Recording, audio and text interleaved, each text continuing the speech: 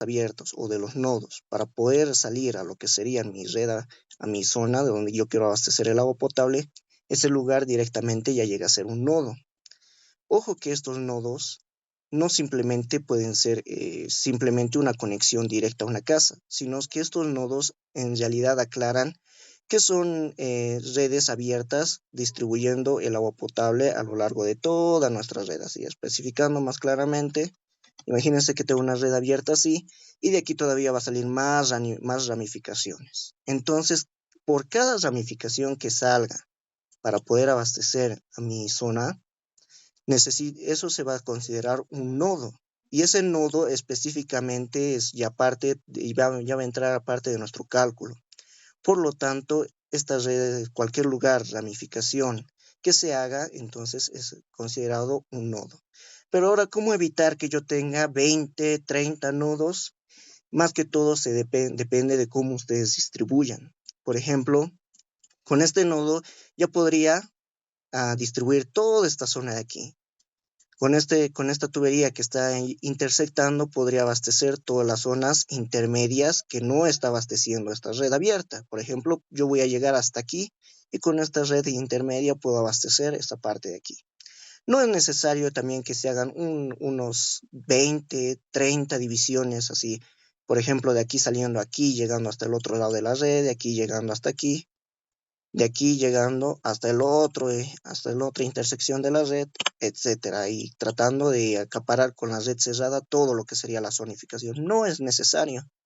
Les recomiendo que máximo hagan 2 divisiones. Si van a hacer 2 divisiones, máximo tengan 2 divisiones en la red. ¿Por qué? Porque simplemente con una división ya están obteniendo lo que sería aproximadamente una matriz de 8 por 8, con una división. Con 2 divisiones están aumentando a 12 por 12. Con 4 van a llegar a 15 por 15. Con 6 se llega a 24 por 24. Las relaciones por 4.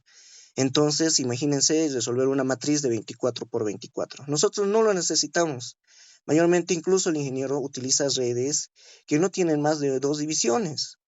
En este ejemplo se puede ver que simplemente ha utilizado una red de una sola división, ¿verdad?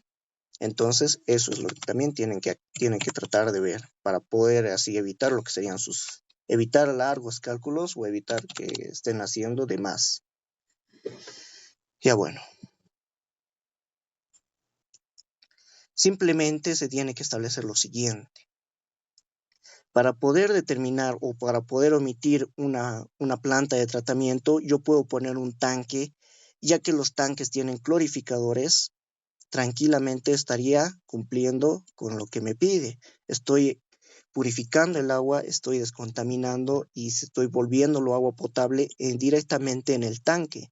No necesito ya una planta de tratamiento. Entonces también es una forma de establecer dónde voy a necesitar un tanque de regulación o un tanque de agua potable. Entonces, ya habíamos aclarado. Sí o sí se necesita cuando vean que una red va a quedar desabastecida. Por ejemplo, si Quillacollo va a estar sobreabastecida o desabastecida, entonces de todas formas necesito ahí un tanque. Se pone tanques para omitir plantas de tratamiento. Por ejemplo, el campo de pozos no quiero una planta de tratamiento ahí. Entonces directamente pongo un tanque en una zona elevada. Como va a ser por bombeo, directamente podría ponerlo en la zona más elevada que estaría en este cerro de Papaturpuna, ¿verdad? Ahora, ¿dónde más se pone tanques? Donde veamos que hay pero demasiada densidad de población. ¿Y dónde vemos eso? Vemos tanto en Quillacollo como va a ser la zona de la zona o la red de zonas altas. Entonces podría poner un tanque yendo de la planta de tratamiento, de la planta de tratamiento que viene desde el embalse, podría poner un tanque para Quillacollo. Entonces se estaría trabajando con 2 tanques. Podría poner otro tanque para las zonas altas y ya no necesitaría para mi red de zonas bajas porque aquí ya tengo un tanque viniendo desde Quillacollo, ¿verdad? Entonces aproximadamente ustedes van a tener unos 4 tanques. ¿Por qué les recomendaría no poner más tanques? Porque también se crea cálculos extra. Van a tener que verificar en cada tanque presión, la altura que va a tener que tener el tanque para que funcione. Lo más probable es que este tanque intermedio van a tener que ponerle una elevación alta. es decir, hacerle una plataforma, porque está en un lugar intermedio y tiene que llegar a una zona más alta. Entonces, no lo olviden, aproximadamente son 4 tanques los que van a necesitar, no más, y van a tener cuidado mucho en la verificación de las alturas piezométricas de los tanques. Tiene que cumplir. No pueden poner un tanque y decir directamente, ya he puesto un tanque, por lo tanto ya está regulando el caudal en esta zona. No, si no cumple con lo que es la altura, tal vez el tanque ni esté trabajando y tal vez haya sido inservible poner el tanque ahí. Entonces, eso es lo que tienen que ver antes de poner un tanque de agua potable. De todos modos, el ingeniero, y esto también está en la norma boliviana, pueden verlo a partir de la página 60, tanques de regulación y almacenamiento. Pero en este caso estamos trabajando más que todo con lo que serían los planos. En ahí te muestra todo lo que es el diseño, te muestra lo que es el modo de empleo, modo de ensamblaje. Por lo tanto, nosotros ahora solamente necesitamos saber dónde necesitamos tanques. Pero ya les estoy dando ayuda, necesitan un tanque aquí, donde dice exactamente en Colcapirúa. Necesitan otro tanque en esta comunidad Montecato. Necesitan un tanque en la zona más elevada de lo que sería Estancia Carpa. Y necesitan un tanque en lo que sería el cerro de Papaturpuna. 4 tanques. ¿Ven? Con esos 4 tanques les aseguro ya que toda la red va a trabajar correctamente. No necesitan un tanque en medio de la ciudad porque están viniendo ya un tanque de aquí, entonces no va a ser necesario.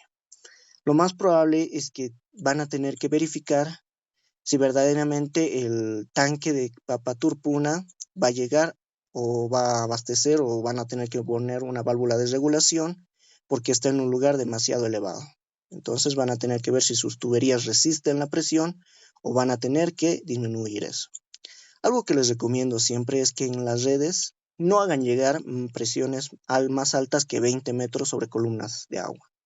¿Por qué no se pone más de 20 metros columnas de agua? Porque las casas no tienen tuberías de alta presión. Nosotros trabajamos con tuberías tipo 15, tipo 20, pero no, en las casas se maneja tuberías domésticas de PVC, las cuales tienen un ensanchamiento de aproximadamente entre 4 milímetros a 3 milímetros y medio. Entonces son espesores pequeños, por lo tanto, si nosotros ponemos, digamos, una presión de 40 metros columnas de agua, automáticamente va a fallar el agua potable en estos lugares y siempre va a haber reventamiento de tuberías, ¿verdad? Vamos a tener problemas en zonas específicas de reventamiento de tubería. Por lo tanto, hay que poner siempre y verificar eso para poner las válvulas de regulación de presión que lleguen simplemente a nuestras redes con 20 metros. Pero también hay que verificar si se necesita más. Por ejemplo, como son redes tan grandes y están tan extendidas, esos 20 metros tal vez no alcancen a llegar a una zona central. Y es por eso también que a veces se ponen estas intersecciones de las redes, porque gracias a estas intersecciones estamos aprovechando la energía de las zonas más altas. Seguimos aprovechando. La red está diseñada con tuberías de alta resistencia a presión. Lo que no está diseñado a tuberías de alta resistencia a presión son las casas. Entonces, por eso se pone a veces también tramos intermedios para que también podamos abastecer a las zonas medias, de donde si jalaríamos desde un extremo, no llegaría con la presión suficiente tal vez a estas viviendas centrales. Eso es lo que se utiliza, ¿verdad? De acuerdo. Ahora, la parte más sencilla es la ubicación de las plantas de tratamiento, porque estas dos fuentes de agua, ya les había aclarado, tienen que llegar a una misma planta de tratamiento. ¿Qué es lo que significa eso? Que van a tener un punto en común de intersección. Si yo ya he diseñado mi dique de toma, voy a decir desde mi dique de toma, va a llegar, digamos, a una altura de 4000. Y podría decir, de la misma manera de mi galería filtrante, va a llegar hasta el mismo punto y luego directamente llevar desde aquí hacia mi planta de tratamiento. ¿Dónde se colocan las plantas de tratamiento? Mucho depende del criterio de ustedes.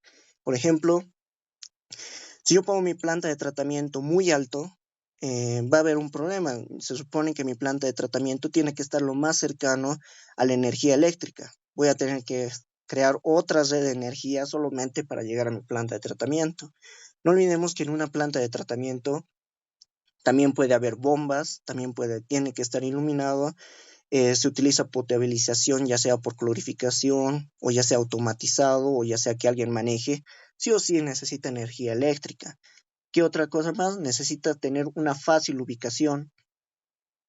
Es decir, que tienen que estar en un lugar donde puedan llegar fácilmente y hacer una verificación total de que está funcionando bien. ¿Qué es lo que pasaría si empezara, digamos, a llegar agua verde a nuestra zona? Entonces no tendríamos que ir hasta nuestras fuentes de agua potable, porque en realidad nuestras fuentes de agua potable, obvio, nos va a dar agua turbia y no potable. Entonces, tenemos que ir a verificar directamente nuestra planta de tratamiento. ¿Qué es lo que sucede? Entonces, tiene que ser, uno, de fácil ubicación; dos, que tenga acceso a energía eléctrica; y tres, que en lo posible, esté a lo más cerca a nuestra red de agua potable, para que funcione directamente con las presiones que calculemos aquí y no influya, ¿verdad? Si lo ponemos más alto, vamos a tener que volver a recalcular lo que es las presiones hacia nuestra red. Si lo ponemos lo más cerca a nuestra red de agua potable, lo vamos a poner con las presiones de arriba, directamente va a trabajar la planta de tratamiento. Entonces son esas recomendaciones. ¿Cuántas plantas de tratamiento van a estar aquí? Van a necesitar dos. Una que va a purificar el agua del dique de toma y la galería filtrante, y una que va a venir a purificar lo que es el embalse. Lo que es el campo de pozos, ya habíamos aclarado, se puede utilizar directamente un tanque clorificador, o sea, el tanque va a funcionar como planta de tratamiento. ¿Por qué se hace eso en campos de pozos? Incluso de campos de pozos se suele llevar directamente a la red, porque los pozos o las bombas trabajan con un filtro. Este filtro viene, ¿cómo se diría? Sería mm, lo más retensivo posible. Retiene la mayor cantidad posible de bacterias, lo que sería sedimento y lo que sería objetos extraños. Entonces, al utilizar estos filtros, podemos especificar que puede utilizar filtros más específicos para que directamente salga agua limpia. Y no hay que olvidar que es agua por filtración. Por lo tanto, a veces el agua en los pozos ya sabe estar cristalina, por lo que a veces no se requiere tanta potabilización o tratamiento del agua en estos casos, ¿verdad? Porque ya saben ustedes que incluso hay comunidades que directamente consumen agua de los pozos. Por esa misma razón, a veces no se necesita una planta de tratamiento que venga de los pozos. Entonces, tienen dos plantas de tratamiento, acérquenlas lo más posible a la red, o de lo probable que sea lo más accesible hacia nuestra red, para que así se pueda hacer lo que se llama el libro de órdenes o el libro de especificaciones de funcionamiento de las redes. Listo. Entonces, vamos a continuar con lo que sería el trazado de las aducciones de agua cruda. En este caso, ya en el mismo examen les había recomendado tratar de seguir lo que es el contorno del terreno. Es decir, no tratar de entrecortar directamente, poner una línea recta hacia nuestra red, porque puede que provoquemos un sifonamiento, en el cual si se detiene nuestra agua potable, o si no está lleno nuestras tuberías, nunca va a llegar el agua a nuestra red. A ver, hablemos un poco de los sifones. Los sifones trabajan en realidad, son buenas alternativas hidráulicas.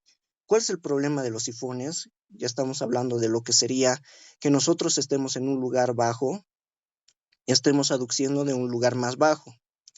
Por ejemplo, aquí tenemos 2130 y aquí tenemos 2000, imaginemos que aquí tenemos 2140, ya.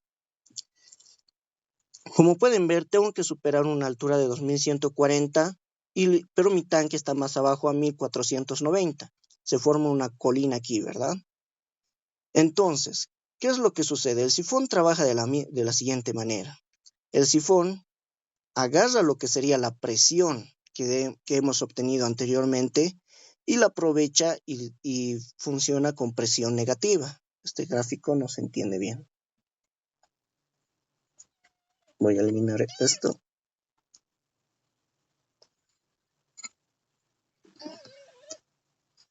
De acuerdo. Los sifones trabajan de la siguiente manera. Agarran la presión negativa que se forma en esta parte inferior y extraen el agua de forma que funciona como un simple bombeo o succión en aguas arriba.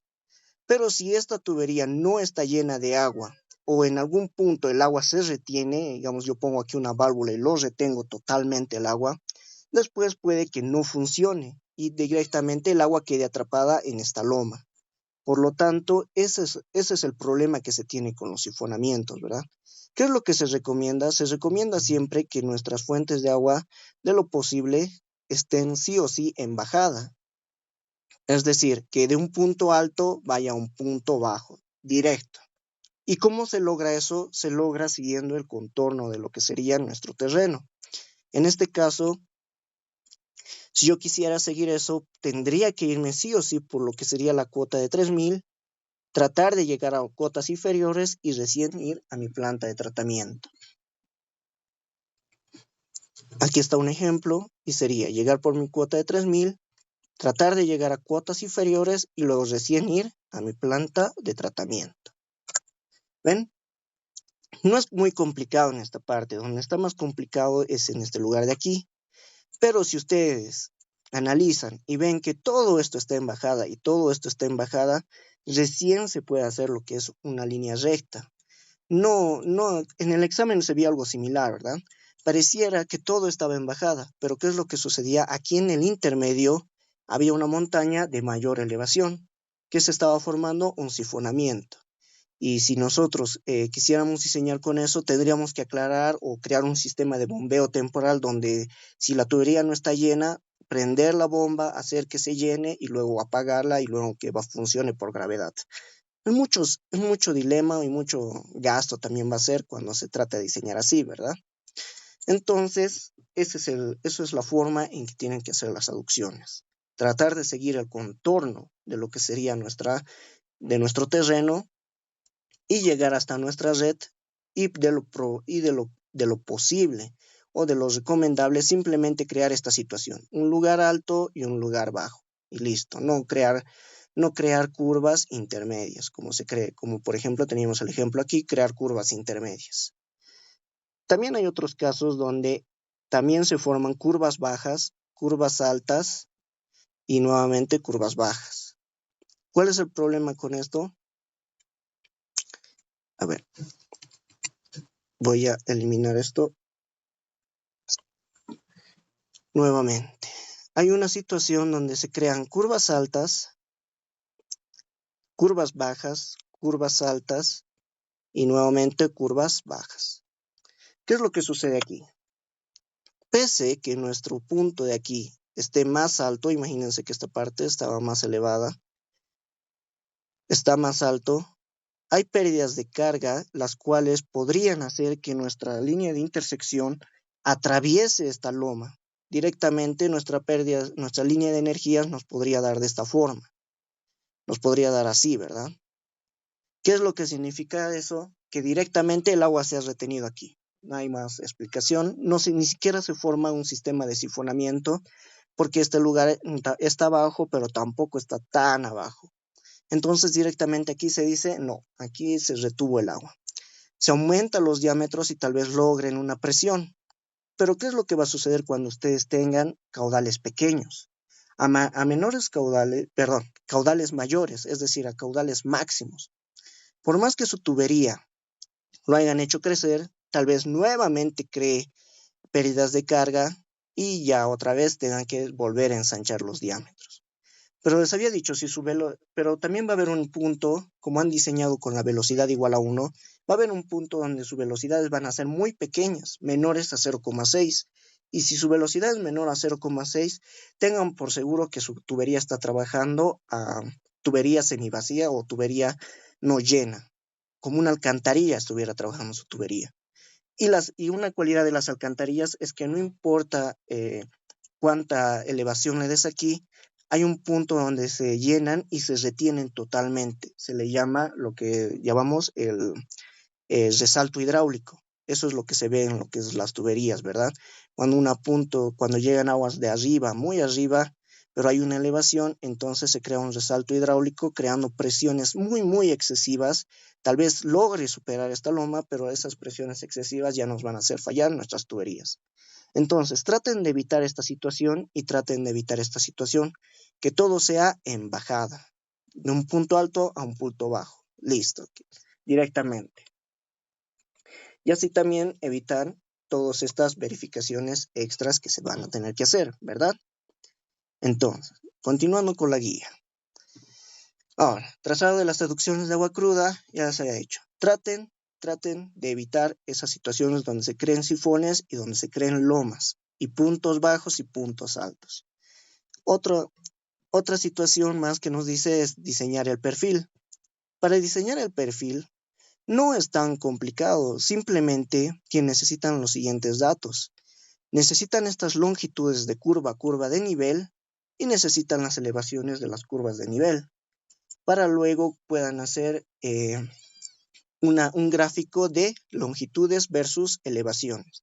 Las longitudes tienen que ser las acumuladas, ojo, porque he visto que tal vez a uno que otro ha debido entender mal.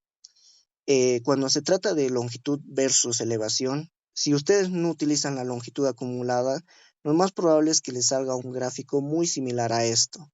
Les salga uno que viene así, que se vuelve así y que hace esto. Eso es porque están utilizando las longitudes directas. Y eso simplemente él no lo va a entender bien el programa y va a decir, no, tú me estás diciendo 30 metros tanta elevación, 50 metros tanta elevación, 200 tanto y nuevamente 5 metros tanta elevación, etcétera, ¿verdad? Tienen que utilizar las longitudes acumuladas. Una longitud acumulada simplemente es la sumatoria de la longitud anterior más mi longitud que estoy sumando. Es decir, si he llegado hasta este punto de aquí, hasta este punto que estoy resaltando aquí, entonces si he llegado hasta ahí, necesito saber sí o sí cuánto mide aguas arriba. Si llego al siguiente punto, cuánto ha medido más atrás. Y eso es una longitud acumulada. Es simple. Es la sumatoria de la longitud más la longitud anterior. Nada más. Entonces, una vez que tengan las longitudes acumuladas y las elevaciones, pueden graficarlo y darse una idea de cómo va a ser su perfil y luego hacerlo a escala, ya también, o directamente hacerlo aquí, graficarse lo que es la planilla de elevaciones y directamente con trazos rectos. Lo más probable es que en el Excel obtengan trazos curvos, pero ustedes pueden trabajar con trazos rectos, no va a haber ningún problema, porque de todos modos, cuando nosotros trabajamos en el terreno, lo vemos todo como si fuera una tubería recta, por más que se curve, por más que esté así adaptándose a las ondulaciones del terreno, lo vemos como una tubería recta para poder calcular las pérdidas de carga, ¿verdad? Si fueran caso de curvas, tendríamos que analizar pérdidas por curva, pérdidas por accesorio curvas, por empalmes, pérdidas por accesorios de bajada y subida. Todo eso tendríamos que analizar punto por punto, lo cual no requerimos esa situación. Con que analicemos con que la tubería es totalmente recta, a nosotros nos basta para poder diseñar. Entonces, esa es la recomendación para poder hacer su perfil de agua potable. Ahora, hasta esta parte, como lo han visto, es un poco largo. Hay que hacerlo muy detallosamente. Hay que inscribir en lo que sería su red y estar ahí verificando y tratando de no intersectar cuadras, etcétera. Por lo tanto, tienen que tener mucho cuidado. Hacer el trazado no se puede hacer así a la rápida, esto es solamente un ejemplo. Tienen que estar más atentos a cada detalle que va a tener su zona, porque en la vida real tiene que funcionar, ¿verdad? No tiene que ser simplemente adorno una red de agua potable. No olvidemos que las redes son muy caras, por lo tanto tenemos que tratar de hacerlo lo más funcional posible. Ahora, el esquema final del sistema de agua potable simplemente es lo siguiente, que ustedes ya, esto van a ser parte por parte, ¿verdad? En un plano van a hacer una red, en otro plano van a hacer la zonificación, en otro plano van a ubicar tanques, en otro plano van a unir los tanques con las redes y también las fuentes de agua potable con las plantas de tratamiento y las plantas de tratamiento con las redes. Y el esquema final que les quede de todo eso, sin contar lo que es la zonificación, tienen que tenerlo ya en un plano. Como había dicho antes, en diferentes planos se va a hacer lo que aquí hemos aclarado. Todo esto lo que hemos dicho, mira.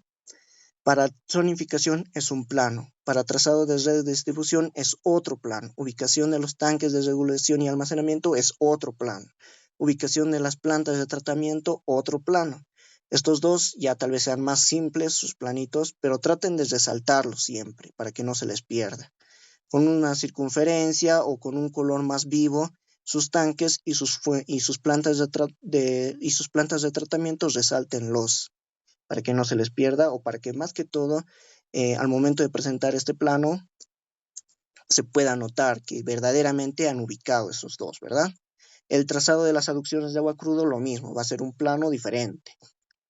¿Qué es lo que deberían conservar del plano anterior? Las plantas de tratamiento y los tanques y las redes, nada más. Y su esquema final va a ser todo eso unido. Listo, eso sería su esquema final. A ver, en esta parte también quería aclarar el tamaño del plano. El tamaño del plano no siempre tiene que ser toda una hoja, ¿verdad? Una hoja completa, un plano. No. Les recomiendo, ya que van a plotear por lo menos en un pliego, que aquí se tracen, vean cuál es el más conveniente. Por ejemplo, yo digo, lo más conveniente para mí es trazar una hoja y que me entren dos planos. Listo. Digamos que yo he trazado mi hoja a escala, ojo que una escala mayoritaria, y me digo, ahí está. Aquí pongo mi cajetín y aquí claramente entran dos planos. Listo. Si yo quisiera economizar más, entonces puedo hacer entrar 4 planos en una sola hoja. ¿De qué va a depender todo eso? En la escala que ustedes elijan. Lo que les recomiendo para que no estén tanto con dolor de cabeza eligiendo una escala es que hagan eso, grafíquense la hoja que van a usar y según la hoja que les salga, trácense 1, 2 o 3 dibujos. No sé si a 4 dibujos se va a seguir viendo igual, pero ya, pueden arriesgarse y digamos decir, en mi hoja que me he graficado, esa va a entrar 4 dibujos. Y luego la escala va a depender de eso, depender del tamaño de hoja que han escogido. Digamos, este obvio es un pliego, pero ¿qué escala está? Digamos que es unos 50,000. Ya, entonces mis planos son escala unos 50,000, directo. ¿Ven? Para no estar rompiéndose la cabeza ahí al momento de elegir una escala, dibújense una hoja a escala y la escala de la hoja va a depender de el tamaño de dibujo o cuántos dibujos quieran entrar en esa hoja. Eso es todo. Si su hoja le sale que mide 843 centímetros en este lado, pero en el dibujo les ha salido 8,430, ya, es una escala 1/10,000, están mis planos. Listo. La escala de la hoja va a ser la escala del dibujo, directo. Entonces, eso es un pequeño consejo que les doy para que no pierdan tanto tiempo al momento de elegir o traten de tener un tamaño considerable al momento de elegir su escala. Ahora, vamos a entrar ahora sí a lo que serían los cálculos que son del segundo avance. En este caso ya entraríamos al balance hidráulico y coeficientes de modulación. Ya antes ya habíamos visto un poco de lo que son el balance hidráulico y los coeficientes de modulación, ¿verdad?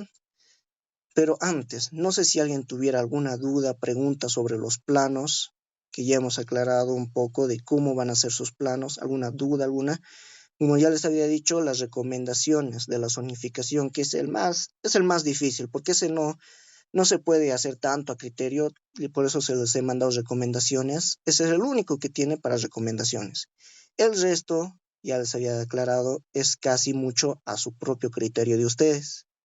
Ya les he ayudado con lo que sería ubicación de los tanques de regulación y almacenamiento. Ustedes deciden si lo ponen sí o sí en esa montaña, si encuentran otra montaña más elevada donde se adapte mejor, pero necesitan mínimo 4 tanques. Para la ubicación de las plantas de tratamiento solo necesitan 2. Ya les he dicho que de la zona de pozos va a ir directamente su tanque, va a ser su planta de tratamiento.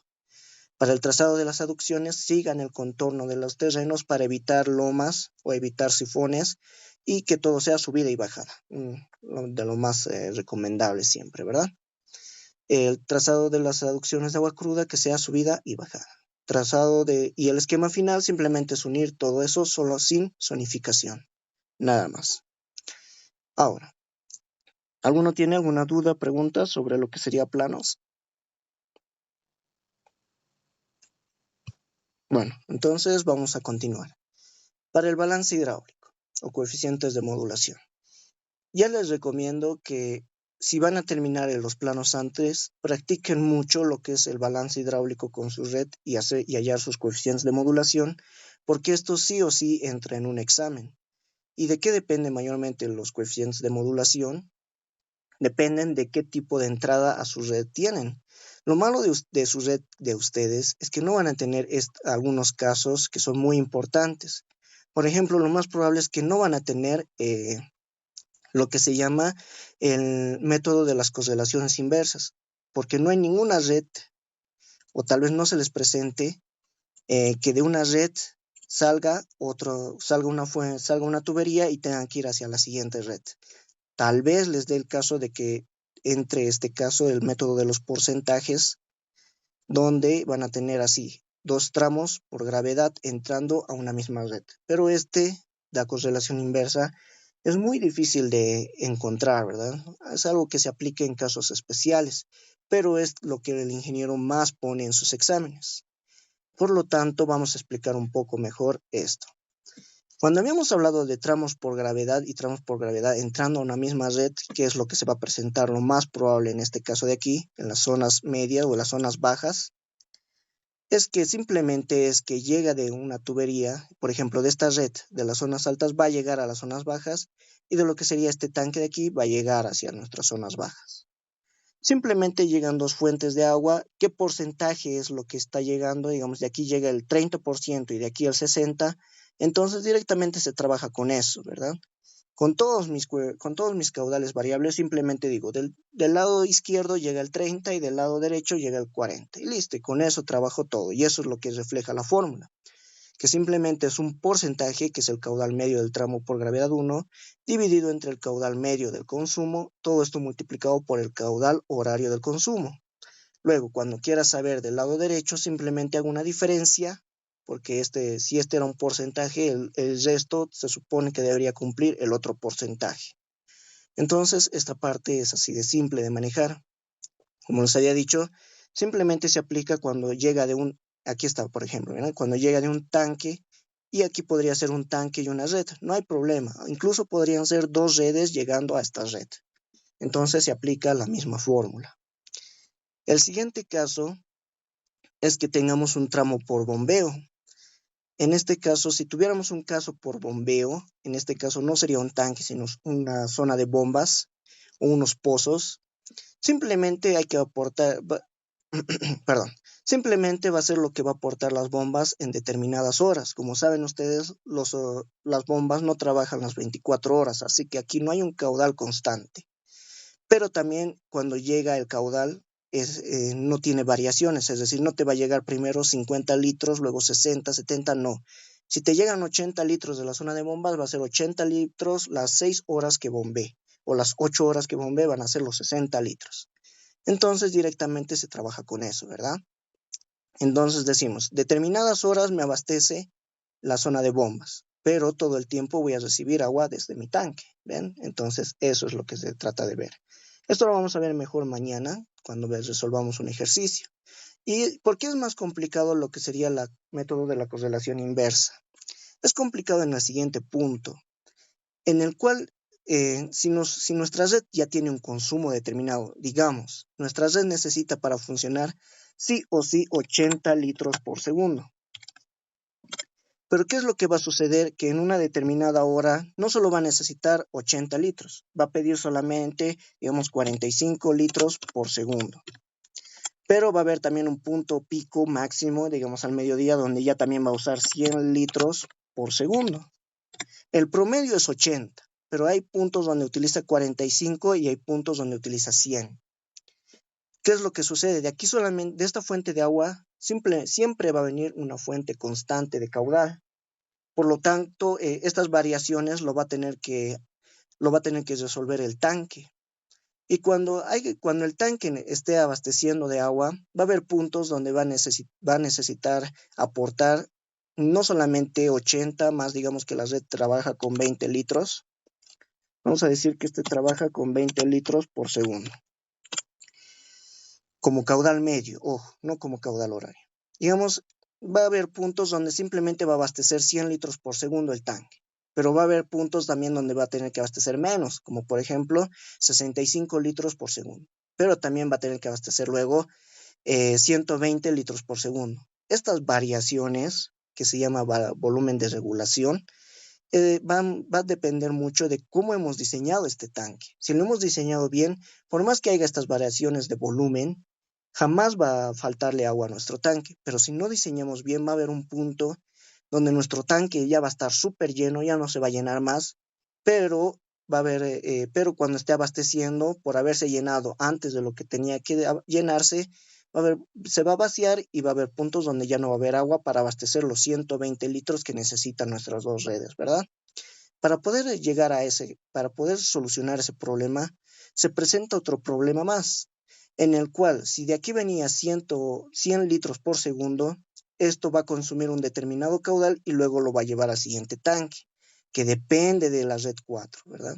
Si nuestra red 4 consume poco, se va a llenar más rápido. Y cuando consume más, automáticamente aquí va a llegar menos caudal. Y que llegue aquí más o menos caudal va a perjudicar mucho a la red 2. Por lo tanto, las correlaciones inversas son muy, pero muy complejas en ese sentido, en el cual tenemos que hacer llegar un determinado caudal y abastecer un determinado caudal, pero todo el tiempo está variando, porque nuestro consumo al mediodía es diferente, este consumo de mediodía es muy diferente a nuestro consumo, digamos, a las 3 de la madrugada. Entonces, dependiendo de eso, es lo que nos solucionamos nosotros analizando el método de la correlación inversa. En el caso que se les presente en el proyecto, ya resolviendo el ejercicio que vamos a ver, van a ver que tampoco es tan complicado, porque en este caso simplemente van a tener del tanque a la red y de la red a otra red y listo. Eh, un caso muy especial es en el que se presenta en este ejemplo, en el cual no solamente está llegando a una red y listo, sino se está llegando primero desde un tanque a otra red y de esta red recién a la red que vamos a abastecer y luego recién nuevamente al tanque. ¿Ven? Es como 4 o 5 intermedios. Por lo tanto, es muy diferente este a lo que se les va a presentar el proyecto. El de su proyecto tal vez lo vean más simple, pero mayormente el ingeniero mete casos más complicados como este. Entonces, no se olviden, mañana tenemos nuestra clase. No, en serio les recomendaría que no se falten en esta clase de coeficientes de modulación porque es muy importante. Sin coeficientes de modulación y sin balance hidráulico, imposible que se pueda hacer los subsiguientes cálculos. Como se han dado cuenta, todo depende del balance hidráulico. Me dice diseñar este tanque, no puedo porque no sé cuánto es el volumen que va a salir, aún no he calculado si verdaderamente el volumen de regulación va a ser el que necesito, el que voy a poder calcular con este volumen de entrada. Entonces todo eso va volviéndose variable, ¿verdad? Entonces, sin coeficientes de modulación no puedo diseñar ni tanques ni redes. Y el segundo parcial es tanques y redes. Por lo tanto, por favor, no falten a la clase de mañana que vamos a resolver por lo menos un ejercicio muy complicado para poder entender mucho mejor este tema.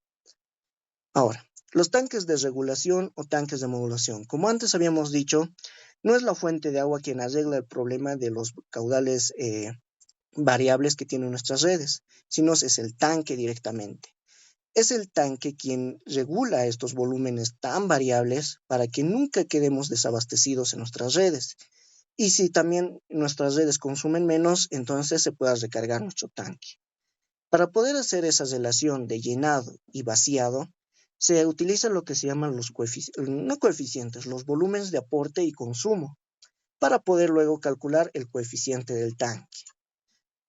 ¿Para qué necesitamos estos volúmenes de aporte y consumo? Para poder hallar el volumen de regulación. Por ejemplo, ¿de qué volumen debería almacenar este tanque? Para que nunca quede desabastecido por estas dos redes, se determina con las siguientes consideraciones. Uno, para tener un caso 1 en el cual tenemos un caudal constante de entrada y un caudal variable de salida, que es lo más típico, ¿verdad? En el cual tenemos un tanque con una fuente de agua, el embalse, y una salida de dos redes. este sería el caudal constante del embalse y los caudales variables serían de las redes, quienes a determinadas horas consumen más y a otras horas consumen menos. Entonces, en esa parte, si tenemos un volumen constante, entonces eso significa que en todas las horas, por ejemplo, a las 3 de la mañana, a las 6 de la mañana, a las mediodía, a las 2 de la tarde, siempre está abasteciendo el mismo caudal. Para calcular el volumen simplemente es 7.2 por el caudal de aporte, ya que todo es constante, ¿verdad? Todo es, digamos, si es 80 litros, al mediodía, a la medianoche, a las 3 de la mañana, todo va a ser 80, 80, 80, 80 litros y calculamos el volumen simplemente multiplicando por 7.2. Este 7.2 simplemente es conversión, nada más. Por ejemplo, nuestro caudal de aporte está en metros cúbicos por segundo. En este caso, el caudal aquí, este caudal de aporte, tienen que introducirlo a la fórmula en litros. Esto tiene que estar en litros por segundo. Esa parte, por favor, no se van a olvidar, litros por segundo. Entonces, tengo litros por segundo, necesito el volumen que me va a dar en un día, entonces simplemente convierte 7.200 dividido entre 1.000, 7.2 por el caudal, y eso me da en metros cúbicos directamente, por día. Pero como nosotros ya estamos analizando los coeficientes K1 en todo un día, entonces no es necesario poner metros cúbicos por día, simplemente metros cúbicos. Lo mismo pasa con el caudal de consumo, pero en este caso el caudal de consumo, debido a que es variable, es decir, que en una determinada hora me podría dar 50 litros, en otra determinada 30 y otra más todavía 100 litros, entonces vamos a tener diferentes volúmenes, ¿verdad? Entonces, para calcular el volumen de unos caudales variables, simplemente se hace lo siguiente. Se multiplica 3.6, todo esto se le multiplica lo que sería el caudal, aquí se dice, ¿no? El caudal anterior, que digamos era de 50 litros, más mi caudal que estoy analizando, en este caso estaría analizando los 30 litros. Y ese sería mi volumen, 288 metros cúbicos. Lo mismo aquí, si quiero analizar el siguiente volumen, entonces nuevamente digo 3.6 multiplicado, ojo, tiene que estar en litros por segundo, mi caudal anterior más, voy a abrir paréntesis, perdón, mi caudal anterior más mi caudal que estoy analizando, y eso sería mi volumen en metros cúbicos. Como pueden ver, no es tan complicado calcular estos volúmenes. Simplemente se hace una tabla y se calcula de esta forma lo que serían los volúmenes. No es necesario analizar uno por uno porque pueden hacer la tabla y analizarlo todo de golpe, ¿verdad? Otra situación que sucede es el caudal de bombeo, el caso 2, en el cual vamos a tener un caudal de bombeo y un caudal variable. El caudal de variable ya hemos analizado, pero ahora, ¿qué vamos a hacer con el caudal de bombeo? Por ejemplo, a la medianoche podría decir yo no bombeo, a las 1 de la mañana no se bombea, a lo que sería las 4 de la mañana no se bombea, a las 6 de la mañana allá bombeo unos 50 litros por segundo. Y así durante 6 horas. Listo, pero luego detengo la bomba y nuevamente llego hasta la medianoche bombeando cero, ¿verdad?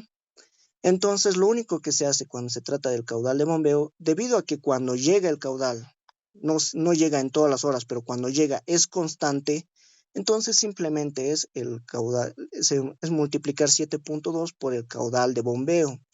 Por ejemplo, aquí 7.2 por mi caudal de bombeo es 0 y directamente me va a salir 0. Si nosotros multiplicamos por 50, me va a dar 360, 360, 360 y luego nuevamente 0. Entonces es directo.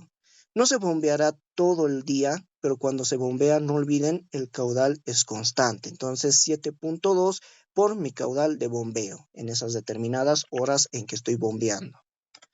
Listo. Entonces, ya hemos analizado ahora lo que sería el caudal de bombeo.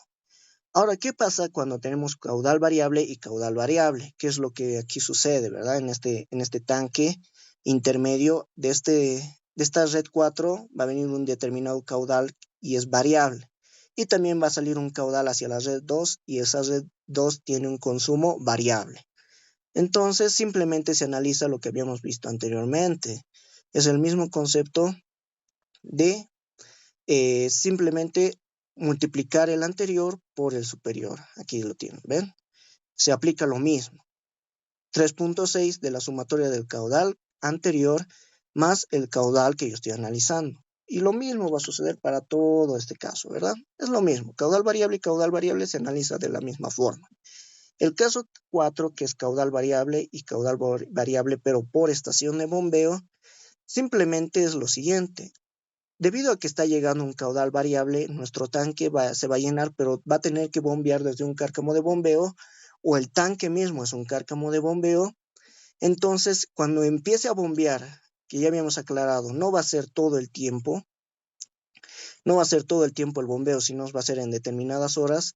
De igual forma, se bombea un caudal constante. No se bombea todo el día, pero cuando se bombea, se va a bombear un caudal constante.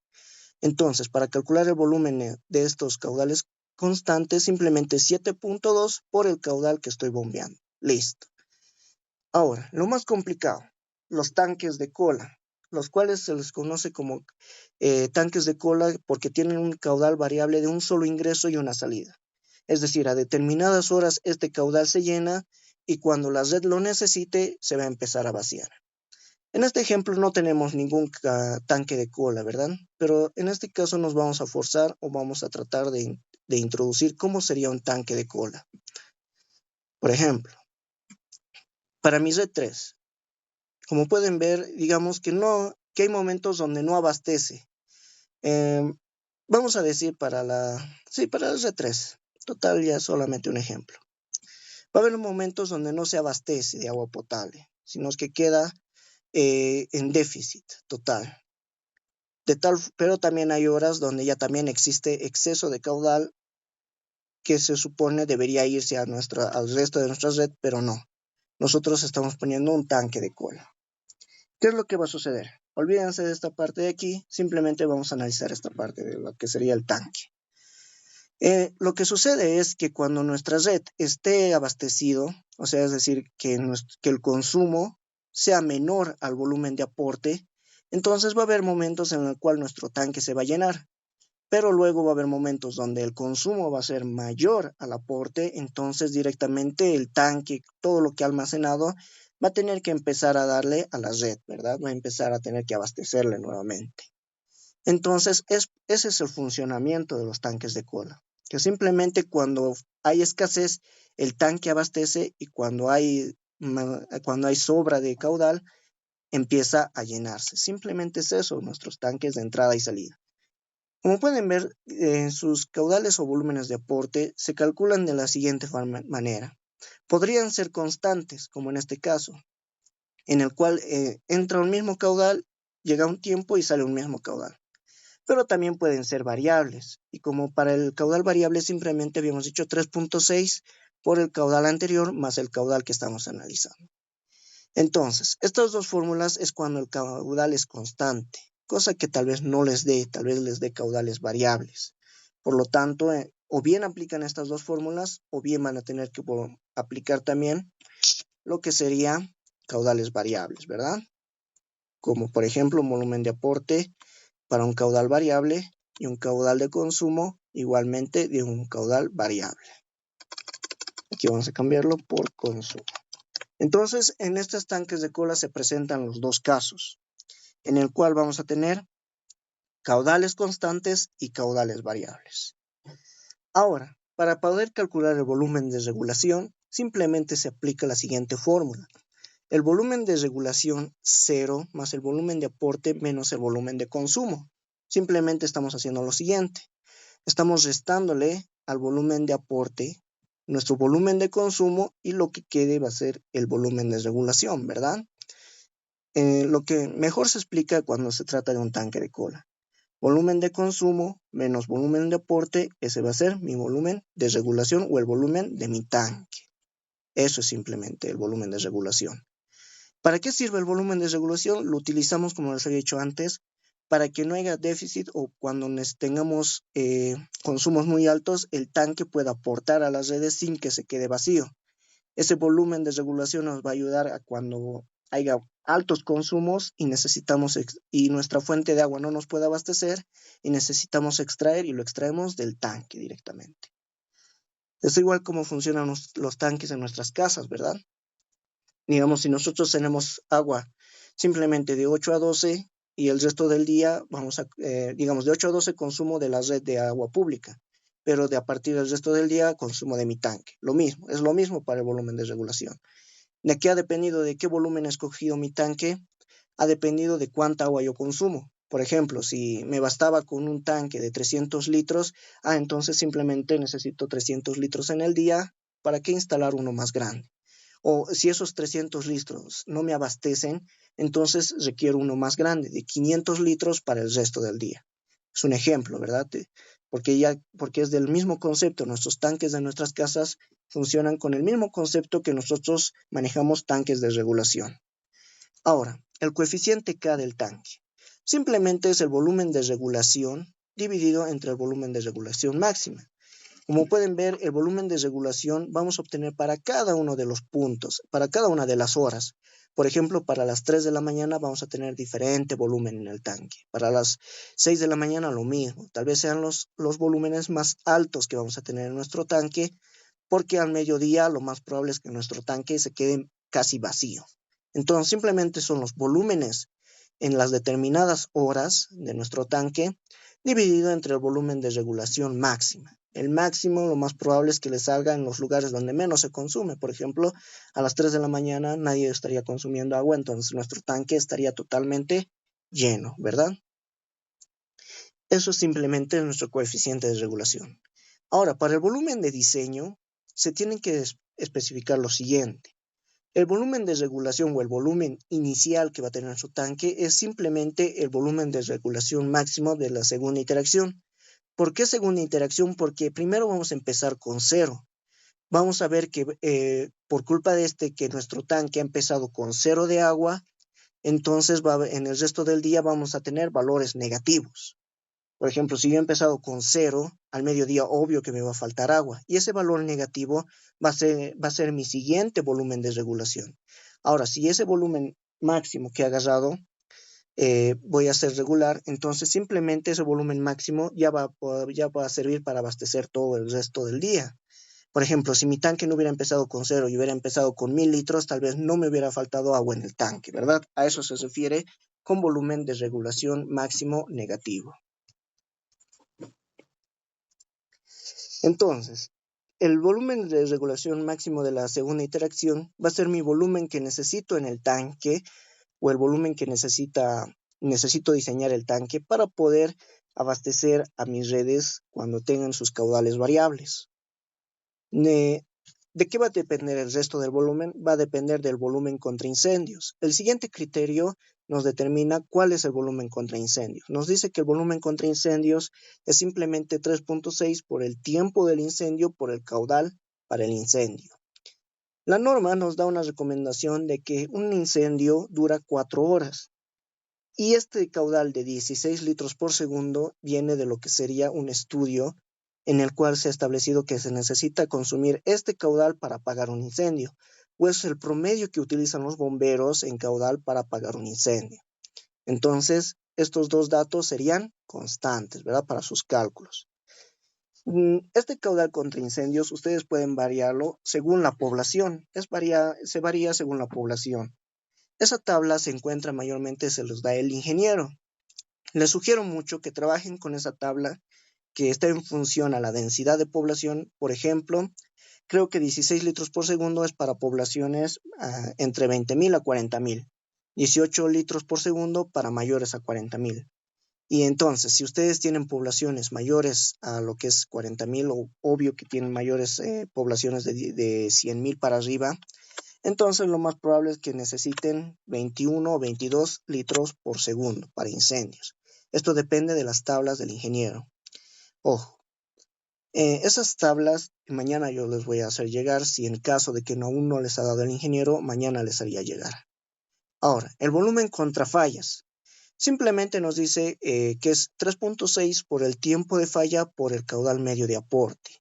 El caudal medio de aporte simplemente es el caudal medio de entrada, ¿verdad? Hacia nuestro tanque. Este caudal medio mayormente a veces suele ser variable, constante, pero si nosotros sacamos un promedio, ese promedio de entrada hacia nuestro tanque va a ser lo que sería nuestro caudal medio de aporte. Ahora, el tiempo en que dura una falla. Normalmente el tiempo de las fallas se suele considerar igual que el tiempo contra incendios, de 4 horas. Es decir, que nosotros vamos a necesitar 4 horas para reparar esa fuga, esa falla que se ha formado en el tanque. ¿Qué les recomiendo? Que esto traten de sacar de la normativa. La normativa nos da un rango, nos dice entre 2 a 6 horas. Yo utilizo 4 horas porque es el punto medio, ¿verdad? Pero ustedes pueden utilizar el punto crítico de 6 horas o el punto mínimo de 2 horas. ¿De qué va a depender eso? Mayormente de su criterio de ustedes o simplemente de su análisis de cómo quisieran trabajar con su tanque. Por ejemplo, si les sale un tanque demasiado excesivo con este volumen contra fallas en 4 horas, pueden disminuir el tiempo y tratar de amortiguar un poco el precio del tanque, ¿verdad? Entonces simplemente eso ya va a depender un poco de su criterio propio de ustedes, siempre y cuando tengan que aclararlo, decir, yo he utilizado 2 horas porque mi volumen era excesivo y voy a especificar que en 2 horas me basta para poder reparar una falla en mi tanque directamente.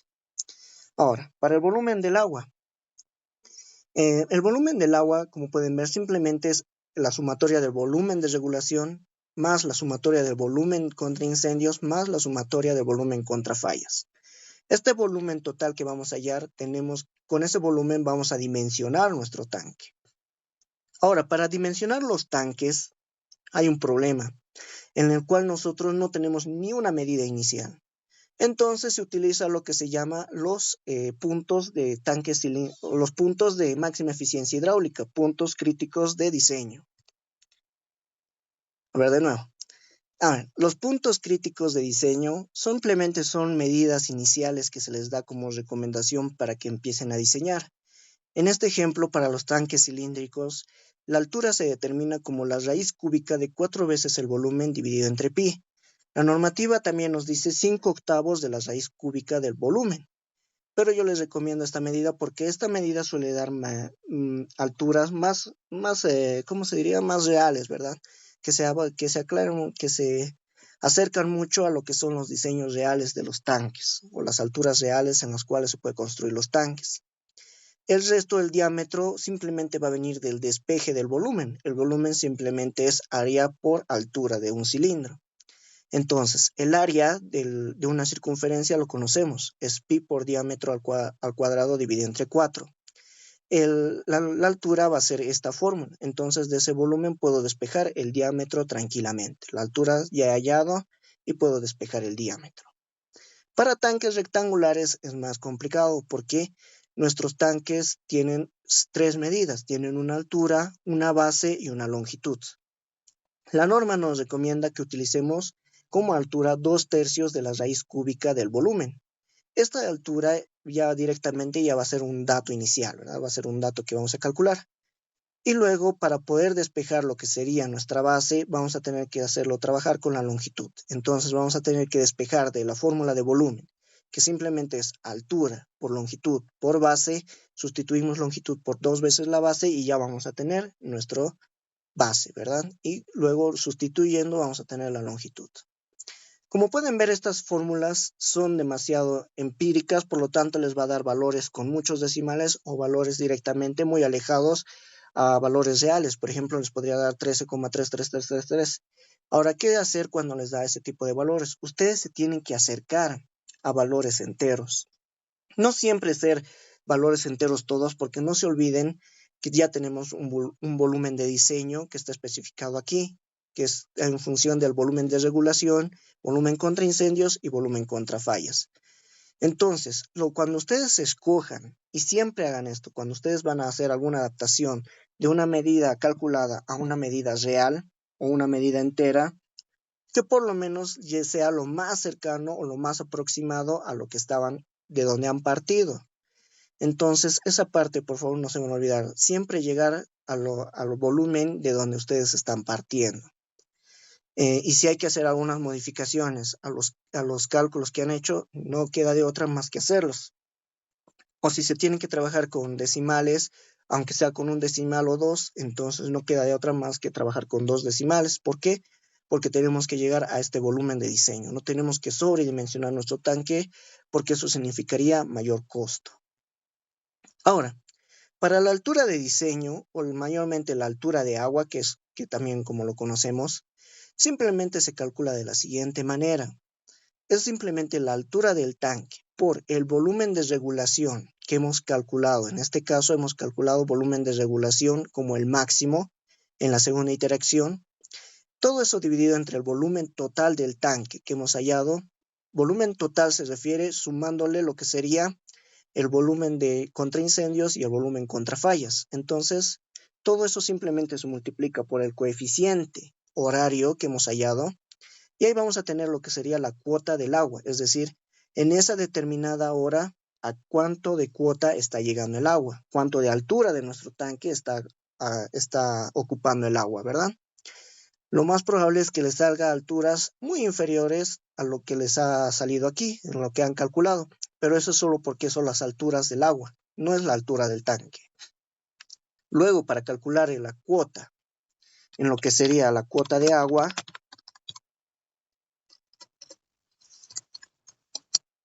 esto simplemente es igual a la elevación de nuestro punto bajo de nuestro tanque más nuestra altura de agua. Ahora, la elevación del punto bajo de nuestra cota de tanque primero va a depender de qué, de nuestro terreno, ¿verdad? En este caso, nuestra cota baja va a ser 3077. Si viene del campo de pozos hasta este punto alto, nuestro punto de nuestra cota baja sería 3077. Dependiendo de cuánto nos salga las cuotas de agua, esas son sus cuotas piezométricas. No es su cuota piezométrica 3077 directamente. Podrían hacer una verificación con esta altura para poder saber hasta dónde llega el agua o si necesita válvulas de regulación, pero su cuota verdadera o cuota piezométrica es esta, el que están calculando. Cuota de agua, que es la elevación del punto bajo más la altura del agua. Eso, por favor, para cuando hagan las verificaciones y sobre todo las simulaciones, porque tienen que hacer con estos datos. No pueden trabajar directamente con la cota del terreno. Si trabajan con la cota del terreno, es como si estuvieran trabajando con un tanque vacío.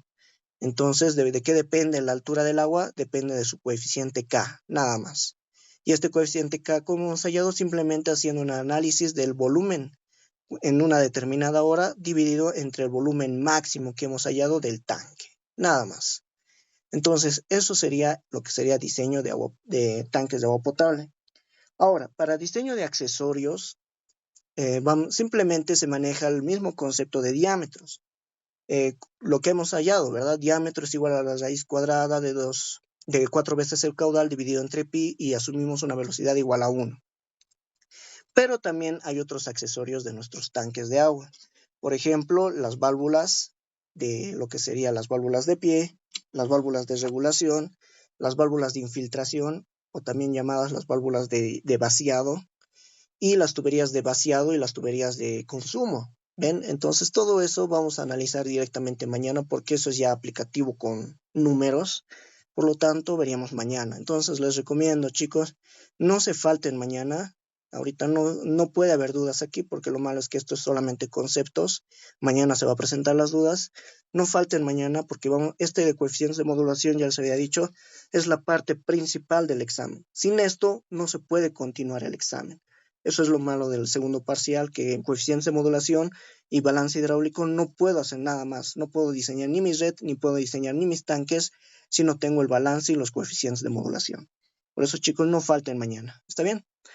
Bueno, entonces nos veríamos de todos modos hoy a las 6 de la tarde en punto. Voy a estar por donde la fuente, en ahí tal vez esté esperando en la fuente, por donde los arbustos o directamente en una mesa de ajedrez. Pero de todas formas, si están trayendo el documento, el proyecto de alguno de sus compañeros, no se olviden pedir su documento para que puedan llenar lo que es su número de carnet de identidad en la lista. Firmas no va a haber, pero sí va a tener un lugar de observaciones donde yo voy a estar viendo hasta qué parte han entregado, para que más adelante no haya reclamos de proyectos perdidos o proyectos incompletos que supuestamente estaban completos, ¿verdad? Entonces eso, chicos, no se olviden, tiene que estar impreso. Todas sus planillas Excel, imprímanlos así. Traten de asemejar lo que son sus tablas en las hojas bien alineadas.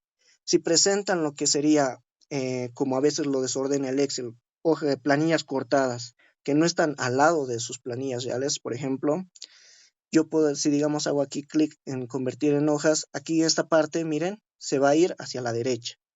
Tal vez lo impriman directamente así y esta parte lo pongan al final y listo, ya está.